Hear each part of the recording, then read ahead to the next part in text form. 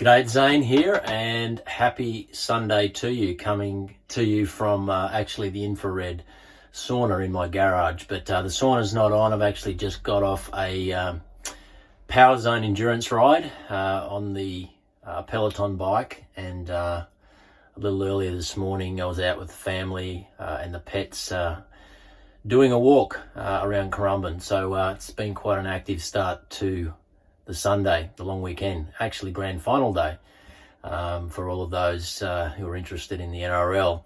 But look, today I wanted to share some thoughts just while I'm in this mentally and emotionally expansive frame of mind, having just completed quite an intense endurance session on the bike. I wanted to share some thoughts around personal greatness.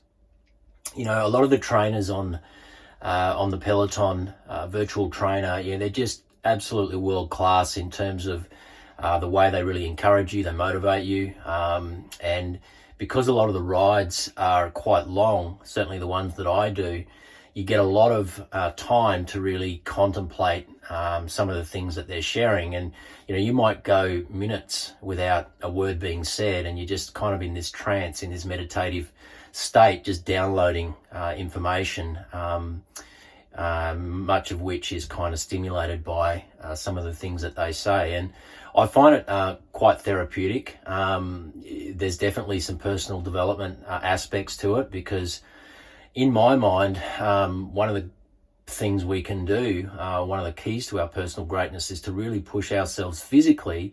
And again, it doesn't mean running a marathon or going crazy in the gym, but it certainly means just, taking ourselves to a place at least a few times a week where we test our mental capacity and our physical capacity, because it's from that place that we begin to expand and grow, and we really, begin to have a sense of self respect, a sense of self-worth gets really elevated.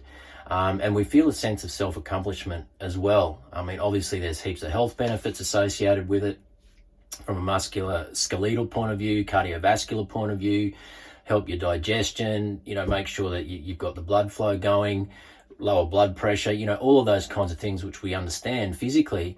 But for me, just as important is the emotional and the mental aspect of training. And I'm 50 this year, in just a couple of months, and every time I have a thought around, gee, maybe I'm getting a bit old to continue doing this, I feel like I'm still in my 20s in the head.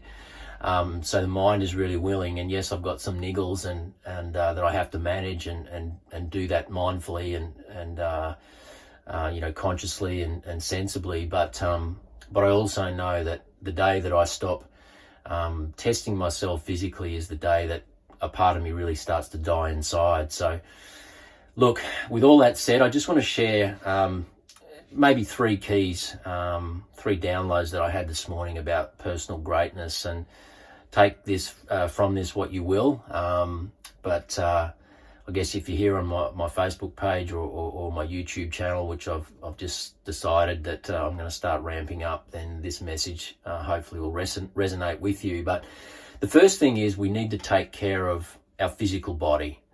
And of course, it's so simplistic, but I think too many times, particularly as we get older, that weaker part of our mind starts to take over and kind of tell stories to us about reasons why we can't do the things that we used to do.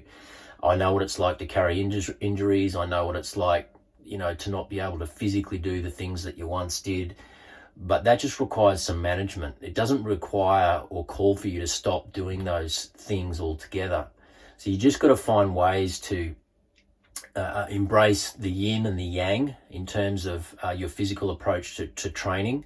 For me, that was very physical, what I just did, very cardio based, very mentally challenging.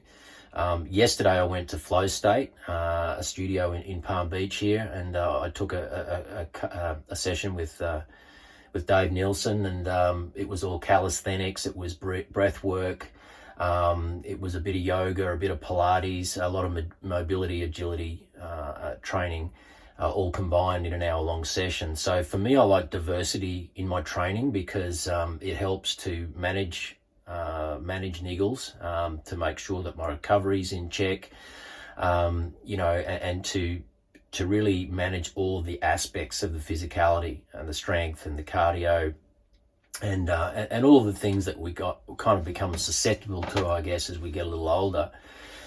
So taking care of your physical body is absolutely key. And like I said, there are physical reasons to do it, but I think just as importantly are the emotional and the mental reasons to do it. The downloads, the clarity, the motivation, whatever it takes for you to get up and to actually move your body every single day, however minor that may be. If it's a walk around the block for 20, 30 minutes and that's all you can do or where you're at, then that's cool. But, I always like to say, choose a level that you can stay consistent with, but then level up if you can. And, I'm a big believer that we can always do more than we think we can. We all have 24 hours in the day. And so we can always dedicate, in my mind, an hour to our physical body. So, to really pay attention to that and to make sure that you're dedicating that time and honoring your physical body, this machine that carries you through time and space, because once that machine starts to break down, that's when we start to have to play catch up, and we don't want to be in that situation where we get into our 40s, 50s, 60s and beyond, and the body's just starting to break down, and we wish we could have done those things that we should have been doing for all those years prior. So taking care of the body is number one. Number two, the number two key to our personal greatness and really feeling great about ourselves, I believe, is to find a passion that you have, a love for something that gives you happy feet, and to practice it often. And I think one of the absolute keys to that is to dedicate an hour or two at least once per week to do something that I guess reinvigorates the child within you. And too many of us let that inner child die, particularly as we get older and we start to move ourselves into a career, and we have financial challenges, and we raise families, and all of life's trials and tribulations, I guess, start to get in the way, and we lose sight of our true passions, our true loves, and we tend to put them on the back burner when we don't make time for those really important things. Now, why is a passion so important? Well, the ancient I guess term for passion, or the fact that the word passion actually comes of a doublet or a compound word meaning passing of ions. Therein lies what a passion's all about.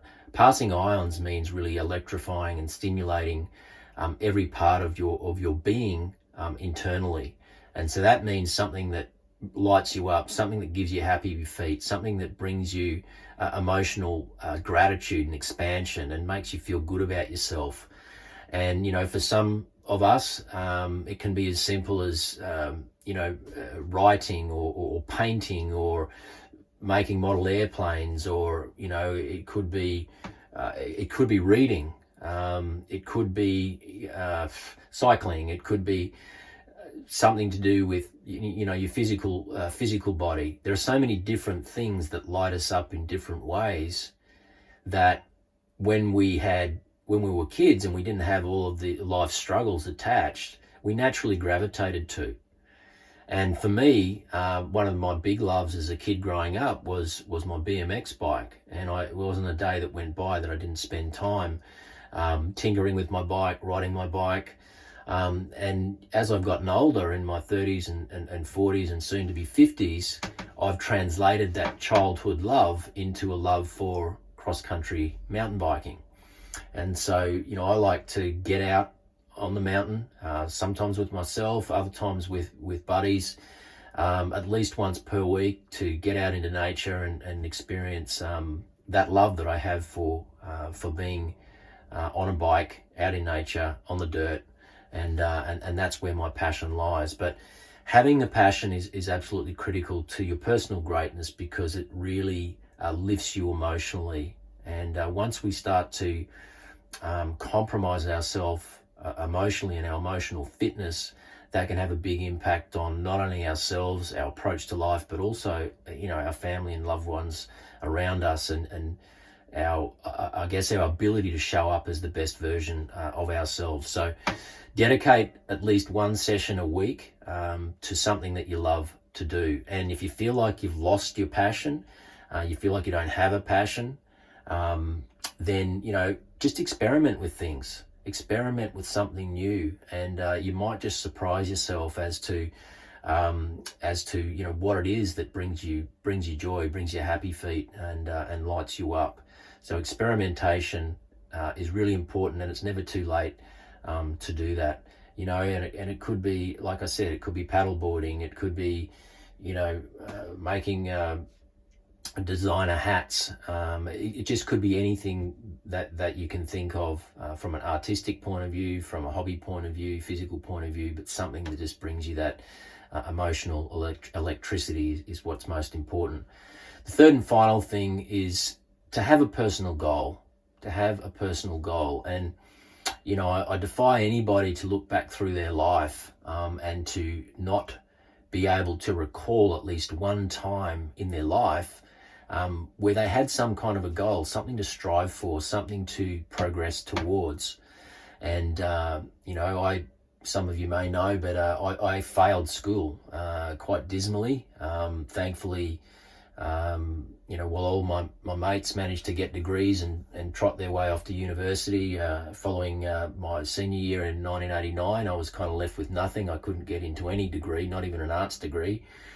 And thankfully, my mum and my dad got together and they said they're going to give me one more chance to wipe the slate clean. And I went back in 1990 and managed to do really well because I applied myself. And that year, I think, really defined me as a person, because it made me realize that when you apply yourself to something and you have some form of emotional trauma attached to failing, and it drives you to do better, then you can achieve great things. And I pretty much could get into any degree the following year, other than medicine or law. So I had many options, but that's a whole nother story. But a personal goal is important. I then went on to do martial arts for 15 years, and that whole field of endeavor is just basically steps all the way where you're setting goals all the way. And I think it really is a great reflection of how we should embrace life, and that's why so many people who get involved in martial arts, they develop an incredible resilience that most people don't have, because they understand the challenges of the journey and the struggles of the journey, and so it taught me that as well. But so personal goals are important.